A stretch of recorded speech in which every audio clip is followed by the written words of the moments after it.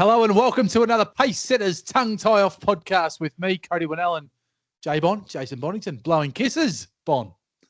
Not for the first time. I'm an affectionate person. I don't know if everyone knows that about me. Big cuddler. Love a snuggle. But you need a snuggle. You've been to the dentist, have you? I have. Geez, I feel better for it. You're not numb though.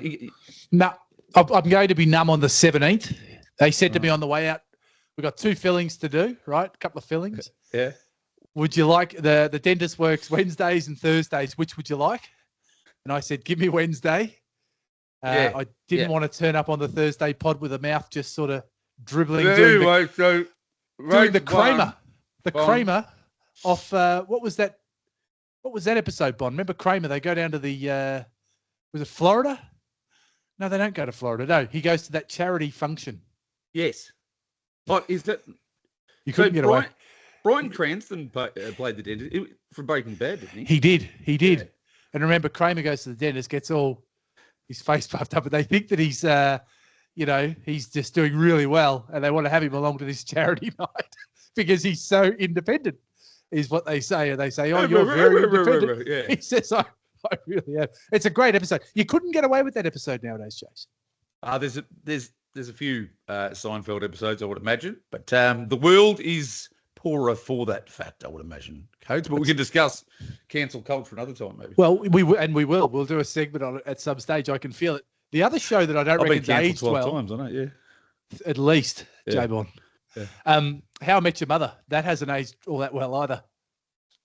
Well, I just thought it was a shit house show. So, I mean, the problem with comedies, and Friends fits into this category as well. They're supposed to be funny, yeah. They are meant to be. That's the point, isn't it? That was my thinking, that they were supposed to be humorous, but I don't think I got a giggle out of How I Met Your Mother at any junction. But for those who do enjoy it, well done. I didn't mind Friends, but it wasn't because it was funny. It was just easy watching. But Seinfeld, brilliant. It certainly wasn't because it was funny. No, not at all. Hey, we've got a bit to get through, so we better jump in, Jace. We've got a couple of topics tonight. As I stumble around looking for my run sheet here. The first one I wanted to have a little run sheet. The first one I wanted to talk about was raised by Steve Cleve, a good friend of the pod. He enjoys the pod, Steve Cleve. Clevey, trainer, driver, media foreman, and he has thrown one out on Twitter after the weekend, Jace. And his question was one for the punters. There was an obvious. I note he didn't ask, was there an obvious? He's just declared it. There was an obvious track pegs bias at Melton Saturday night. Every race won by a leader or leaders back. Does this kind of bias turn you off betting at this track? And we decided to retweet that, throw it out there to the masses, get everyone's views, give our views on the subject. And, some of the responses have been interesting, Jace, but what do you think? Well, just give me un momento, por favor, because I'm just going to get up the results. Me too. Oh, look, here's one I prepared earlier.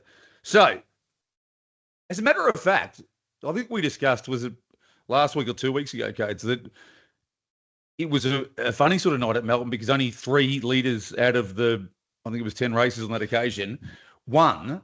Now, what you've got to expect, I've said this forever, I don't care what code it is, whether it's greyhounds, harness racing or thoroughbreds, leaders and those at the front of the field will always be heavily favoured. And it's the same in footy or any sport. If you're in front, you're a better chance of winning, aren't you? But the critical key here, and I'm assuming you're going to agree because we've had these chats ad infinitum in the past, it's all about the sectionals. And I say the data doesn't matter sometimes, but then I'm a contradictory beast. And they do matter here, like lead times we've discussed. I reckon middle trip races, the lead time is the critical number. You would know, any hardcore harness racing fan would know that if you're in the second half of the field or off the pegs, and the lead time for a metropolitan pacing race is around that 46 or 46.5 or slower, you're in all sorts of bother, and probably not that much slower for the trotters. And in short course races, this is an interesting one. I reckon the key in short course races is not so much the first split, but the second. It's whether they keep running good or point. not. Yeah, I agree with that. We talked about sort of most important sectionals a little bit a couple of weeks ago, but I agree with the short course. It is all about that second split. If you can get a cheap second quarter, how often will you kick on and be very hard to beat? Yeah, but even look at Roadmaster. So 44.9's okay, lead time, race 3 on Saturday night. But then they don't break 30 seconds for the first 2 quarters. Yep. So he can sprint home in 26.8, if you don't mind. I mean, these are good horses. Yep. So going 30.3, 30.2, that's pretty comfortable for Roadmaster, who I honestly thought was under a little bit of pressure. 400 or 500 metres out, but kicked on strongly to win. Virginia Clowers, 46.2 second lead time, not quick, was able to hold on. What about Operative Line back in race 2? One from behind the leader, but still on the pegs. Well, again, 30.5, 30 seconds, but that's the reason the leader got beaten was probably the 44.1 lead time and then 27.3 home. And in the first race, Bark wins. Yeah, and Bucky, you think, gets to the front probably. I don't know what price he would have been in the run. He opened 280. I reckon he would have been into red figures in the run, but they've just kept running a little bit there. 28.6, 29, 4, 27.5, and then ripped home in 26.8. So that's given an opportunity for the horse behind the leader, who doesn't win as often as people think. Certainly not at Melton with that very short sprint lane. They run a lot of placings, those trail horses, but they don't win very often. We'll skip over the hatchback race. We can talk about that later. we shall. But there's an interesting point to make there as well. Son of Mac, 44.8. So very similar lead times. They're not super slow, are they, Codes? But no. When you get a chance to catch your breath, second quarter in that race was 31.2. Well, if you're back and wide, gee, it makes it hard, doesn't it? It does, and it absolutely does. And I guess there are nights where there is sometimes, I believe, a bias. Now, I don't know exactly how that works in harness racing, because I think it was I recall one really wet night. It rained all day, and all the horses were, coming from 3 pegs from memory. It was a very strange night where there was roughies winning all night long from 3 back the fence, right? That was a few years back. Yeah. I think track bias can exist, obviously, but I also think that, too often it's thrown out there because there's been a pattern, when actually that pattern is arguably just the sport. Look, I think occasionally, and it has to happen because tracks have to be maintained. I don't know about the word bias, Len bias, the word bias, but I think sometimes tracks are prepared maybe the day before a meeting. They need to be top laid or something needs to happen, and that can happen. But very simply, on a very warm, hot day, that dominance of the leaders and the peg runners is likely to be even more significant, isn't it? Because that simply means you can run maybe a sectional a second quicker than you would on a cold, wet night, and you're still cruising. So they're always advantaged. And I don't think it's a Melton thing. I've said it for years. I don't think it's a Melton thing, because if you look anywhere, it happens everywhere. The one track in Victoria, I remember when we did the stats, Terang was the one that was the fairest to come from behind. But I'm trying to think in thoroughbreds. Disparity of class as well. It's the same. It's the same theory as we know. If you go slow up front, they're all going to conserve energy and race home in the quickest time they can.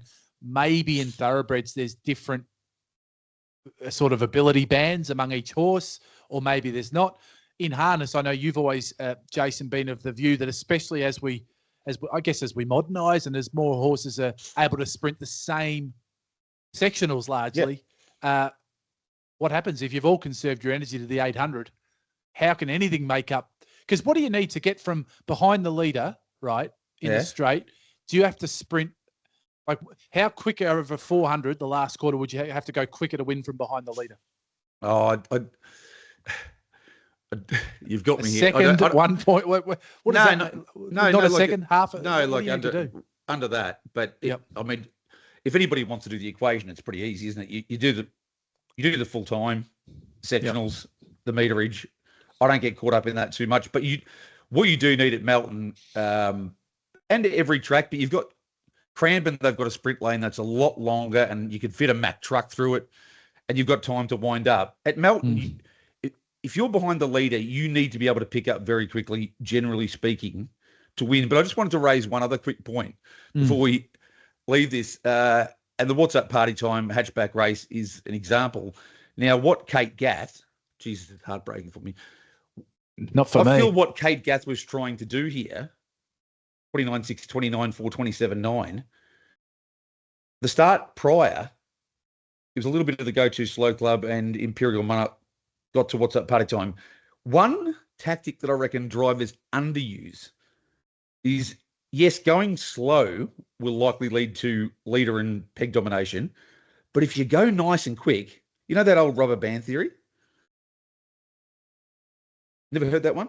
I'm not.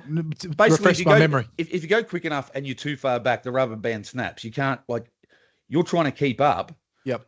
You will find at Melton in particular, or anywhere, that if you're able to roll along in nice quick sectionals, particularly over a 1,720 metre trip, you just can't pick up, and because when do you pull 3 wide?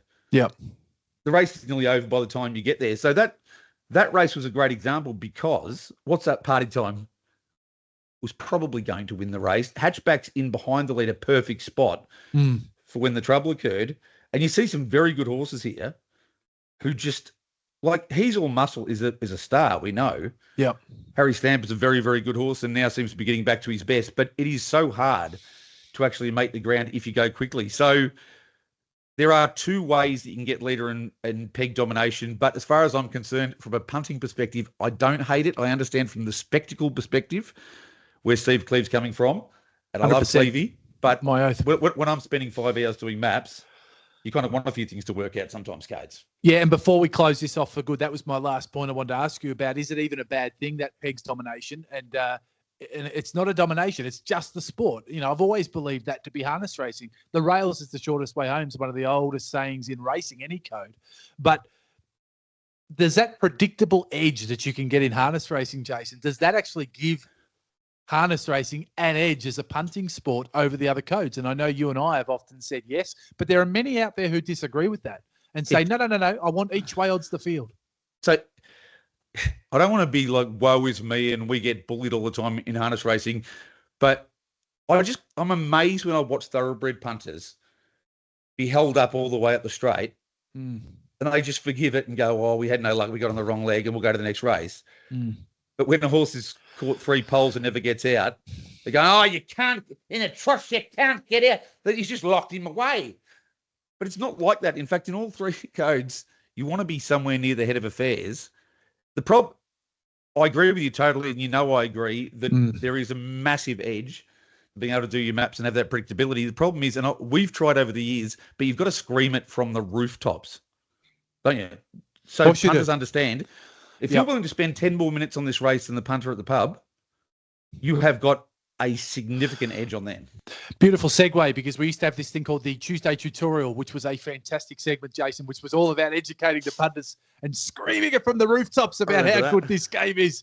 And it was on a little show there on SEN Track, and some news coming through on the Twitter from Toby McKinnon that he's done his final episode of the show, which you used to, Jason, have the chair of on SEN Track. No longer, unfortunately, that show.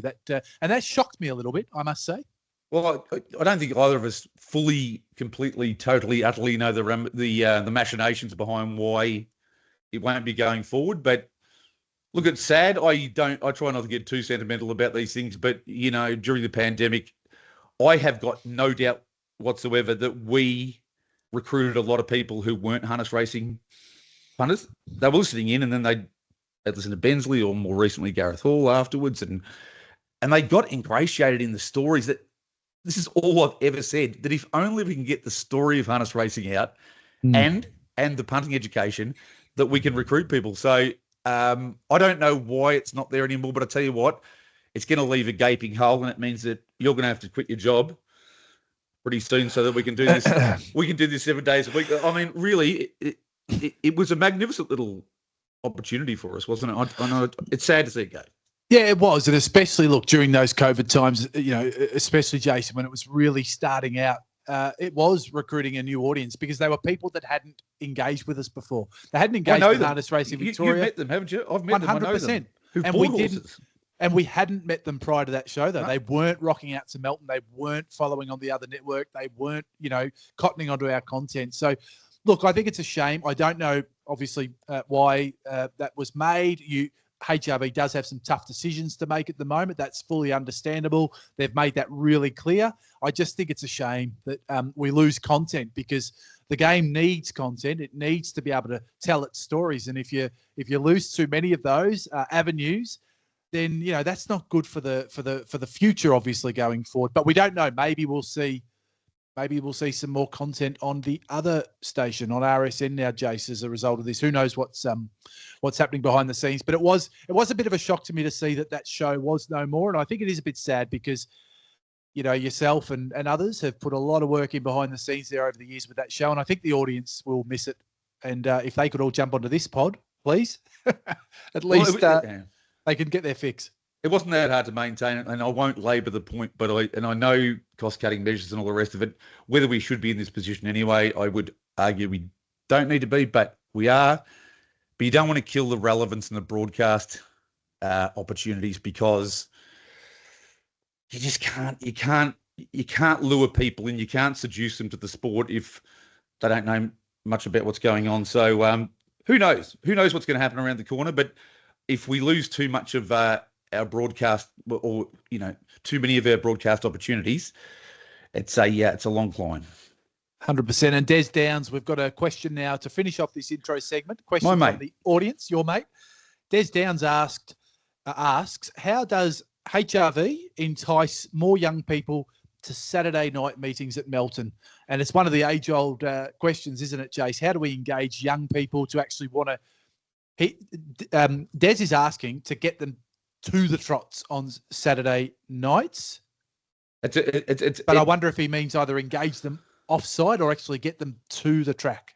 Actually, getting them to the track is a broad, complex question, isn't it? I mean, a number one, there's an old theory, and I abide by it, that if you can work out a way to make it appealing, particularly for the young female audience go down there, then the young male audience probably will. And without being harsh, there's not a hell of a lot to do at night in Melton. So why you couldn't lure them in? I feel like a separation between the pokies in that area of the venue and the actual racing area and the sports bar would be a go. But basically, I mean, there's some simple things here. I used to have to get a lift home when I went out there to work, as I don't drive, as many people know. The train situation is just crazy, and affordable accommodation, lots of things. But the fact that you can't go out there from Melbourne and get a train home after the trots because the last train is run, I mean, could it get any simpler than that? I mean, most people want to go out there and have a couple of brews. Of course. Well, it's free entry to the course, isn't it? And so it's a night of entertainment. There's a bar there.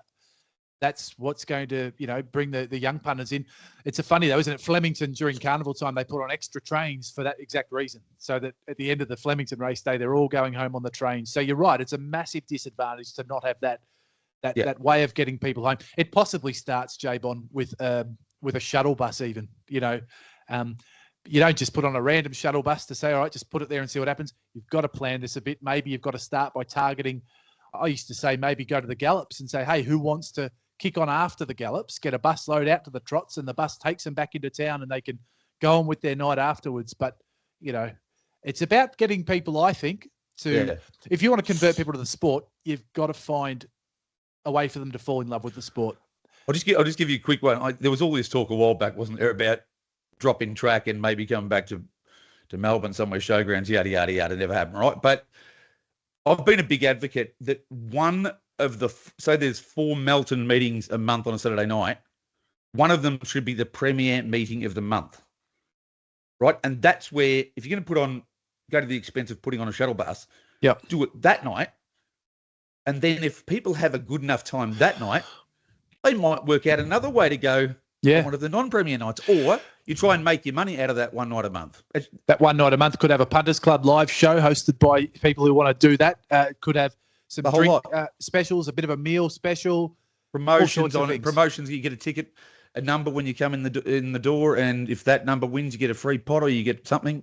And all those people sign up to a mailing list, Chase, and the game goes on. Yeah. But anyway, that's our answer to your question, Des. Thanks for sending it in. And if anyone's got any questions, we love the engagement. So across YouTube or the social medias, whatever it is, flick us a note and we'll try and answer the questions. But for now, that's where we'll put a fork in the intro segment of the pod.